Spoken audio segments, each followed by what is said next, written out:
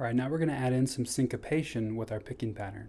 So let me show you what I mean. I'm going to take an E chord here, thumb on beat 1, pinch on beat 2, thumb on beat 3. Now on the and of beat 3, the upbeat, I'm going to play the index, middle ring finger on the top 3 strings, and then thumb on beat 4. I've called this pattern before in lots of different things, but sometimes I'll call it between 3 and 4, which means syncopation between beats 3 and 4. 1, 2, 3, and 4. 1, 2, 3, and 4. 1, 2, 3, and 4. Here it is with an A7, a 5th string root. Everything's the same, except for that I start my thumb alternating on the 5th string. And from there I'm going 5th, 4th, 6th, 4th. So hopefully by now you're kind of feeling pretty solid about your alternating bass. Here would be the same thing over our A7. 1, 2, 3, and 4. 1, 2, 3, and 4. 1, 2, 3, and 4. 1, 2, 3, and 4. So as always, take your pattern on 1 or 2 chords first. Make sure you're doing the right pattern, and then put it into the whole chord progression, okay? And now these are straight 8th notes. These are not swing 8th notes right now, so I'm right in between beats 3 and 4, or as close as I can get it, all right? You can also do this with swing 8th notes, but that's not how I'm doing it. So let's go ahead and try it through the whole progression, 100 beats a minute. 1, 2, 3, and 4.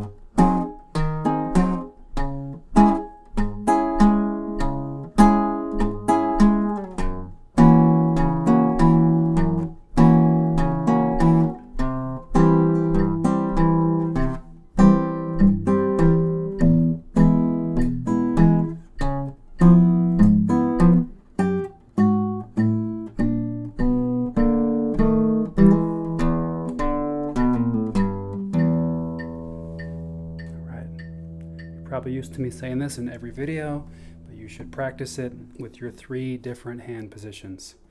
Those are floating your hand off the guitar where you're really not touching anything around this area. Okay, that's how you want to play it first. I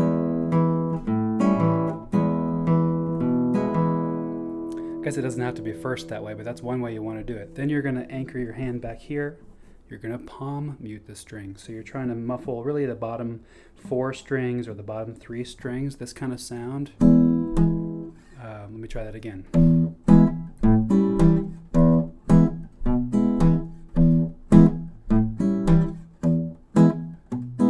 There I'm palm muting to get that muffled bass. The third way you want to practice it, anchoring your whole entire kind of wrist and underneath of your forearm. And right here, I'm anchoring and even touching the string, actually. The 6th string is touching my hand down here. Okay, that's the other way you want to play it. And you're going to find probably that 1 or 2 of those is most comfortable for you. But I think that it's good you know how to do all 3 because they all sound very different and you can use them in different places. Okay, enough of me talking. Once again, pause the video, spend some time playing that at 100 beats a minute, and then incrementally speed up. eventually getting up to something like 200 beats a minute, which is what we're going to do now. So I'll set the metronome 200 beats a minute for quarter notes, which is what the thumb is going to match up with. So we're doing our pattern with the syncopation between beats 3 and 4. Here we go. 1, 2, 1, 2, 3, 4.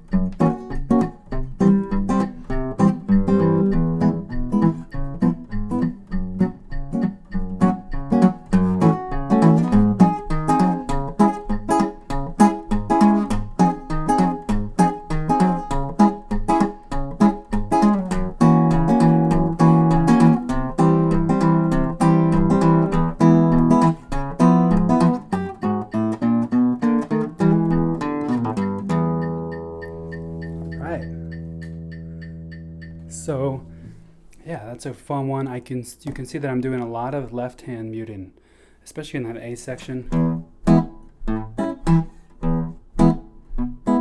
So you'll see my hand always constantly kind of putting pressure on, taking it off. Buster used to call that choking the neck. I've heard a lot of different names for it, but something you want to experiment with. Okay, you could also just hold down your chord.